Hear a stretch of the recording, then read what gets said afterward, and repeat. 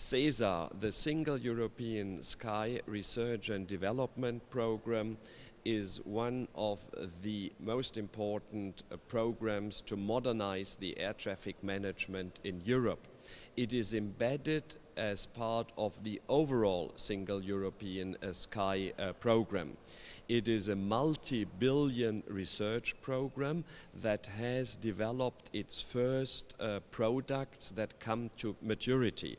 So with all the developments of new technology, the tests and the simulations and trials, we identified the first products that will be able to deploy in Europe in some areas. So it's progressing. The job is not yet done. This is why the European Commission and the European member states recently decided to extend the time frame to get the job done.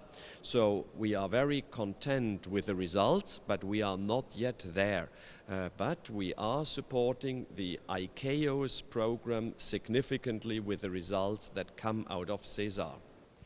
The Single European Sky has different pillars. One pillar is the SESAR Research and Development Program. A second pillar is the performance scheme. A third pillar is the network manager. And a fourth pillar is the functional airspace block, the FABs. Now, not all of those pillars perform already in a similar way and do not contribute to the overall targets in a similar way.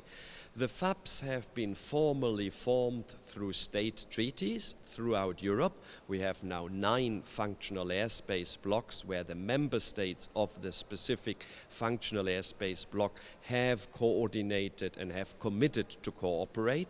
Now, the truth now will come to the surface when we see what are the synergies these functional airspace blocks want to provide through closer cooperation. So, for example, here in Spain, the FAB with Portugal and Spain. The Commission asks for performance improvements through these functional airspace blocks to start from 2015 onwards. So currently these plans are written in all the member states, and we are very interested to see how much actually synergy effects through common activities in the FABs will actually already be visible. We hope this is really picking up now and that these states work together, provide services in a coordinated and even in a common way to provide that in a more efficient way than on a pure national way. The functional airspace block are not yet where they potentially could be. The legal framework is established, but the contents are not yet there. We could imagine of many different services that the states involved in a functional airspace block could provide in a common way, in a joint way, perhaps even through joint structures, so that AENA and NAV Portugal would create a subsidiary providing support services for both organizations in that functional airspace block.